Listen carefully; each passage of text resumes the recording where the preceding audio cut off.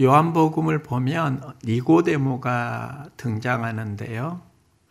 그는 바리새인이고 또 유대의 지도자이고 산헤드린 공회의 이론입니다.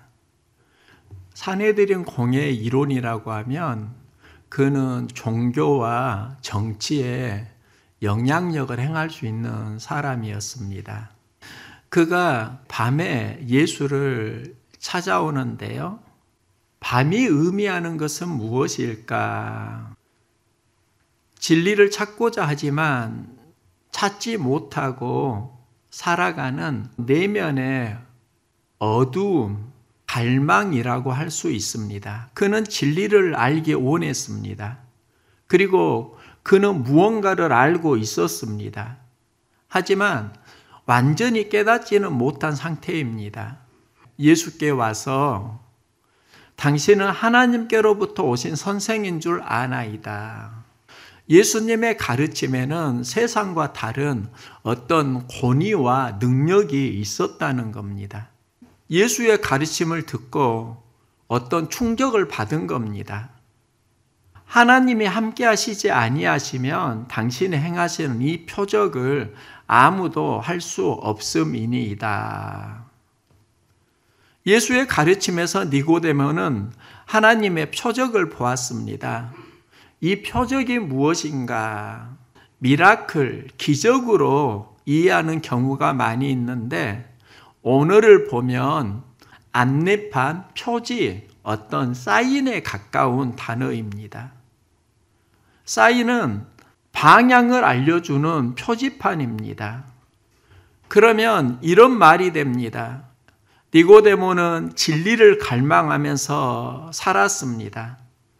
예수의 가르침을 들으면서 하나님께로부터 온 어떤 진리를 느끼게 됩니다. 그런데 정확히 알지 못하니까 그래서 좀 더 알아보고자 밤에 예수님을 찾아온 것입니다. 니고데모의 진리에 대한 갈망은 우리 영혼의 주소일 수도 있습니다. 세상에서 무언가는 이루었는데 나름 이제 스펙은 쌓였는데 영적 공허함을 느끼는 니고데모, 우리들의 삶의 모습일 수 있습니다. 예수님은 그 니고데모를 만나시고 그 인생에 가야 할 방향과 추구해야 할 가치가 무엇인지를 알려주십니다. 내가 진실로 내게 이르노니 사람이 거듭나지 아니하면 하나님 나라를 볼 수 없느니라. 왜 예수님은 이 말씀을 하시는가? 니고데모가 하나님 주시는 표적을 보았다고 할 때 그 표적이 무엇을 가리키는지를 니고데모에게 알려주시는 겁니다. 그 표적은, 방향은 하나님 나라입니다. 우리는 길을 가면서 수많은 표지판을 만납니다. 그런데 우리가 그곳에서 보아야 하는 건 표지판 그 자체가 아니라 그 표지판이 가리키는 방향입니다. 그래서 예수님은 말씀합니다. 사람이 거듭나지 아니하면 하나님 나라를 볼 수 없느니라. 바울은 자신을 죄인 중에 괴수라고 고백합니다. 그는 예수를 믿는 그리스도인들을 핍박했습니다. 종교적 열심을 가지고 하나님의 뜻과는 반대 방향으로 살아가고 있었습니다. 바울은 그것이 하나님의 은혜와 진리를 몰랐던 옛 사람의 모습이라고 말합니다. 그의 고백은 예수를 만나고 달라지는데요. 누구든지 그리스도 안에 있으면 새로운 피조물이라. 그리스도 안에서 새롭게 태어난다는 겁니다. 이것을 거듭난다와 연결해서 이해할 수 있습니다. 바울은 어떻게 다시 태어나는가? 인생이 바뀌는 전환점이 무엇인가? 예수가 십자가에서 죽은 것을 아는데 사람들이 다시 부활했다고 말합니다. 바울에게 그리스도인은 거짓말장이었습니다. 바울은 스데반이 돌에 맞아 죽을 때 그것을 합당하게 여겼고 더 많은 그리스도인을 잡아 가두기 위해서 다메섹으로 향합니다. 이때 그가 만난 것은 하늘에서 비치는 강한 빛입니다. 그 빛에 압도되고 여기에서 어떤 음성을 듣습니다. 주여 누구시니까? 나는 내가 박해하는 예수라. 여기에서 그에게 일어난 게 있는데 눈은 떴으나 아무것도 보지 못하더라입니다. 눈은 떴으나 아무것도 보지 못하고 이제 사람들의 손에 이끌려서 다메섹으로 가게 되는데요. 사흘 동안 보지를 못하고 먹지도 마시지도 아니했더라. 이것은 육의 죽음이라고 할 수 있습니다. 금식은 육으로 들어가는 양식을 끊는 겁니다. 바울이 예수를 만나고 경험한 것은 육의 죽음입니다. 바울은 다메섹에 가서 하나님이 보낸 아나니아를 만나는데요. 아나니아가 했던 말이 있습니다. 예수께서 나를 보내어 너로 다시 보게 하시고 성령으로 충만하게 하신다. 다시 보게 한다, 성령으로 충만하게 한다. 이게 무엇을 말하는가? 거듭남과 연결됩니다. 사람이 거듭나지 아니하면 하나님 나라를 볼 수 없느니라. 거듭나면 하나님 나라를 보게 되는데요. 거듭난다가 바울의 관점에서 무엇과 연결되냐면 다시 보게 되는 것을 말합니다. 세상만 보았던 그의 눈이 이제 하나님 나라를 추구하고 하나님 나라를 바라봅니다. 이때 비닐 같은 것이 벗겨져 다시 보게 된지라. 비닐이 의미하는 게 육의 속성이라고 할 수 있습니다. 자기 의와 자기 편견으로 살았던 그의 비닐이, 율법 중심으로 살았던 그의 삶이 예수를 만나고 이제 벗겨집니다. 여기서 다시 보는 눈이 열립니다. 육으로 보던 눈이 성령으로 다시 보게 된다는 의미입니다. 여기서 경험하는 것이 하나님 나라입니다. 예수님은 니고데모에게 사람이 거듭나지 아니하면 하나님 나라를 볼 수 없느니라 말씀하는데요. 거듭나지 아니하면 하나님 나라를 보지 못한다. 거듭나면 하나님 나라를 볼 수 있다는 이야기이고, 그러면 이 거듭남을 어떻게 우리가 이해해야 하는가? 니고데모는 사람이 늙으면 어떻게 날 수 있사옵나이까? 모태에 들어갔다가 날 수 있사옵나이까? 모태에서 다시 태어나는 건 육의 생명을 말합니다. 그때 예수님은 물과 성령으로 나지 아니하면 하나님 나라에 들어갈 수 없느니라. 물과 성령으로 거듭난다는 말을 이해하려고 하면 성경에서 물과 성령이 의미하는 것을 보아야 하는데요. 바울은 우리 조상들이 다 구름 아래에 있고 바다 가운데로 지나며 모세에게 속하여 다 구름과 바다에서 세례를 받았다. 고린도전서 10장에서 말씀합니다. 구름과 바다는 이스라엘 백성이 애굽을 나올 때 경험한 표적들입니다. 바다는 홍해를 의미합니다. 홍해 이전에는 애굽의 영향력을 받고 홍해를 건너면 하나님의 백성으로 삶을 살아갑니다. 홍해에서 애굽과 단절되고 하나님과의 새로운 관계가 시작됩니다. 그러면 애굽과 단절된다는 건 무엇인가? 하나님 없이 살았던 네 옛 삶과 단절된다는 겁니다. 영적으로 말하면 육의 죽음을 의미합니다. 구름으로 인도함을 받는다는 것은 성령의 인도를 받는다는 겁니다. 광야에 들어서고 구름기둥, 불기둥이 이스라엘 백성을 인도합니다. 구름기둥과 불기둥이 나아가면 이스라엘 백성은 나아갔고 멈추면 멈추었습니다. 성령을 따라갔다는 겁니다. 그래서 바울은 그리스도 예수와 합하여 세례를 받은 우리는 그의 죽으심과 합하여 세례를 받은 줄을 알지 못하느냐. 예수와 함께 세례를 받았는데 그 세례가 그의 죽으심과 합한 세례라는 겁니다.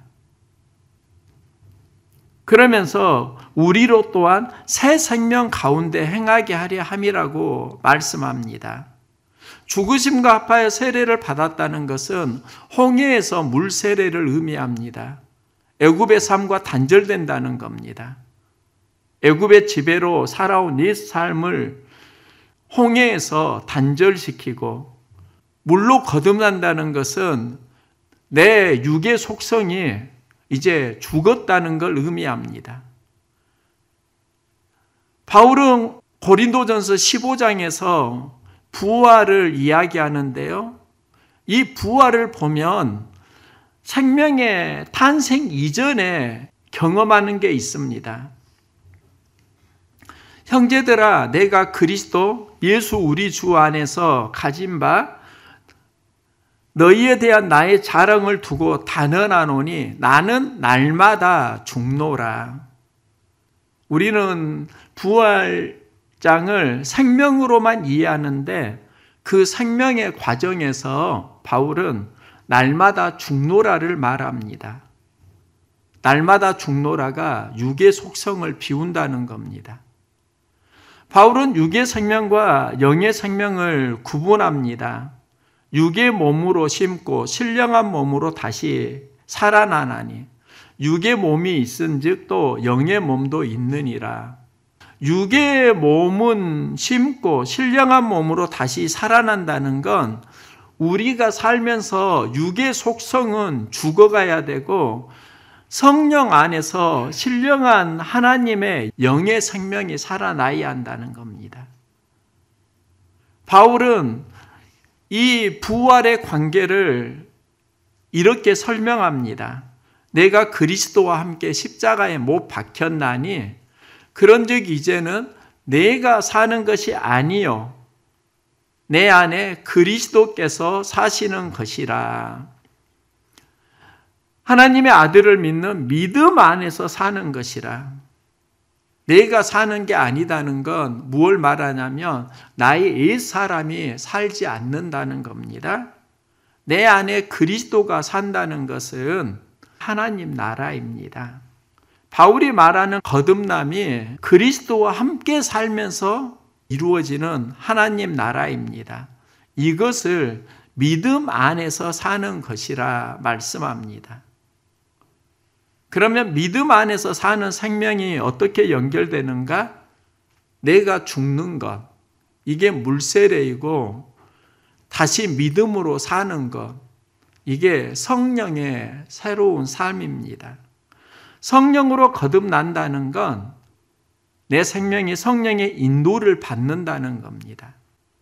이스라엘 백성이 홍해를 건너고 광야에서 하나님의 백성으로 살아가기 위한 삶의 훈련을 받습니다. 이 훈련에서 경험하는 것이 하나는 성막이고 또 하나는 구름기둥, 불기둥입니다. 성막에서 이스라엘 백성은 제사를 드립니다. 예배자 훈련을 받습니다. 구름기둥, 불기둥의 인도를 받습니다. 성령이 인도하는 대로 따라갑니다. 예배자의 삶은 성령의 인도를 따라가는 삶을 의미합니다. 성령의 인도를 받으면 예배가 참 쉽습니다. 예배를 드리지 않고는 때로는 괴롭습니다. 그런데 성령의 인도를 받지 않고 육의 속성의 삶으로 살다가 예배를 드리려고 하면 예배가 괴롭습니다. 힘듭니다. 어렵습니다. 이스라엘 백성이 하나님을 섬기면서 가나안으로 들어가는 훈련을 받는데요. 모세가 하나님 말씀을 받기 위해 기도하러 산에 올라가고 내려오지 않습니다. 시간이 지나니까 그들은 보이는 하나님을 만듭니다. 이게 바로 금송아지 사건입니다. 그 금송아지는 애굽에 있을 때 섬기던 우상입니다. 광야에서 금송아지를 만들었다는 것은 아직도 내 인생이 애굽의 영향력에서 벗어나지 못했다는 걸 의미합니다. 이 사건으로 3,000명이 죽게 됩니다. 신약에도 3,000명 이야기가 나옵니다. 예수님이 십자가에 죽으시고 다시 살아납니다. 예수의 부활을 목격한 제자들이 마가 다락방에 모여 기도하고 성령을 체험합니다. 그때 수많은 사람들이 무슨 일이 일어났는가 모여들게 되고 그들에게 베드로가 말씀을 전합니다. 베드로의 설교를 들은 수많은 사람들이 회개하고 그곳에서 3,000명이 세례를 받습니다. 구약을 보면 금송아지 사건 이후에 3,000명이 등장하고 신약에서는 성령 체험 이후에 3,000명이 등장합니다. 금송아지는 애굽의 영향력에서 살아가는 것을 의미하고 성령은 예수를 믿고 경험한 새 생명을 의미합니다. 금송아지 우상의 삶을 살면서 3,000명이 죽습니다. 예수 믿고 성령으로 살아가면서 3,000명이 세례를 받고 그들의 영이 다시 살아납니다. 여기에서 교회가 세워집니다. 교회가 세워지는 비전은 하나님 나라입니다. 하나님 나라는 어떻게 이루어지는가? 성령으로 거듭나면서 시작됩니다. 우리의 삶이 새로워지려고 하면 물과 성령으로 거듭나야 합니다. 물로 거듭난다는 건 나의 옛사람이 죽는다는 걸 의미하고 성령으로 거듭난다는 건 옛사람의 죽음에서 새로운 하나님의 탄생을 의미합니다. 그리고 이루어지는 것이 하나님 나라입니다.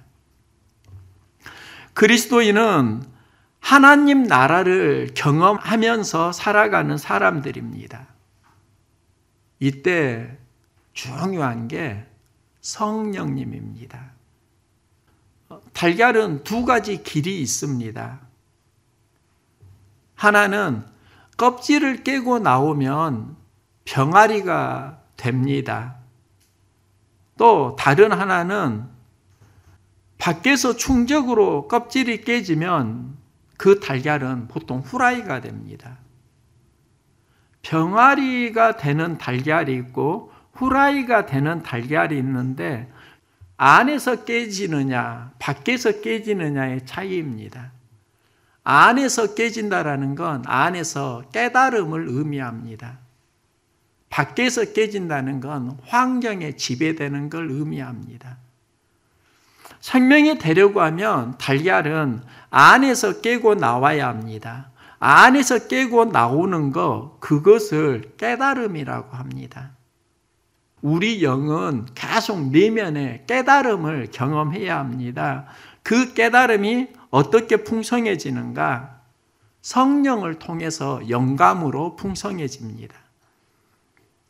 인생을 살아가면서 많은 이들이 배우려고 수고를 하는데요. 배움을 보니까 단계가 있더라고요. 영어를 보면 learn, 배우다가 있습니다. 처음에는 배우면서 성장합니다. 그리고 배운 것은 인생에 영향을 줍니다. 이걸 체험이라고 할 수 있습니다. 사람은 배우고 내면에 무언가 채워지면 그 채워짐에서 만족을 얻습니다. 그런데요, 더 성장하려고 하면 unlearn이 있습니다. 이 unlearn은 비우는 걸 의미합니다. 체험으로 살아가다가 나중에는 가득 차고 더 이상 채울 수 없는 상황을 만듭니다. 더 중요한 가치가 들어와야 되는데 내 안에 너무나 많은 것이 채워져 있으니까 들어오질 못하는 겁니다. 바울은 이런 고백을 합니다. 모든 것을 해로 여김은 주 그리스도 예수를 아는 지식이 가장 고상하기 때문이라 내가 그를 위하여 모든 것을 잃어버리고 배설물로 여김은 그리스도를 얻고자 함이라. 바울은 그동안 많은 것을 배우면서 살았습니다. 학식도 뛰어난 사람입니다. 그가 가말리엘 문화생이라고 하면 지금으로 말하면 서울대생이라고 할 수 있습니다. 그 모든 것을 배설물로 여긴다고 말합니다. 모두 버리겠다는 겁니다.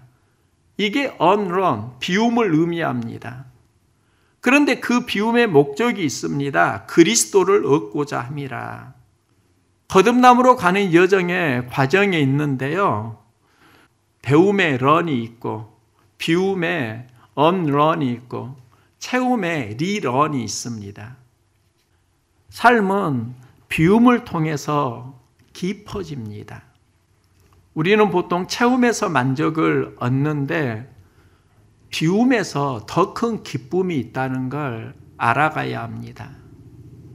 부목사로 사역할 때 신방을 갔는데 복수가 차서 집사님이 힘들어하면서 이런 말을 하더라고요.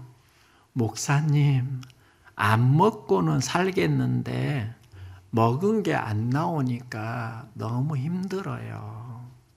그 말을 듣고요. 굉장히 많은 것을 생각했습니다.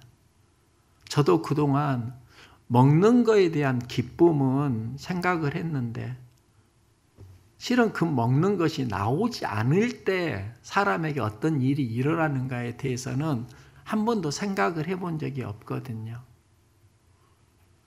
사람은 채워야 행복하다고 생각하는데요. 내 안에 채우지 말아야 될 많은 배설물들이 있지 않습니까? 세상의 이데올로기도 있고 세상의 습관들도 있고 즐거움도 있고 쾌락도 있고 그게 우리를 행복하게 하는 것 같지만 실은 방향을 잃게 하고 의미와 가치를 모르게 하고 우리를 약하게 만듭니다. 그래서 바울은 비움을 말합니다.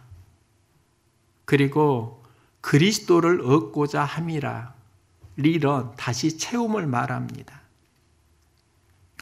니고데모가 바리새인이고 유대 지도자 사내들은 공회원이라고 하면 그는 많은 것을 누렸을 겁니다. 채우면서 살아왔을 겁니다. 그런데 뭔가 어떤 영적 공허함과 외로움을 느끼는 겁니다. 내면에서 알 수 없는 허전함을 느끼는 겁니다.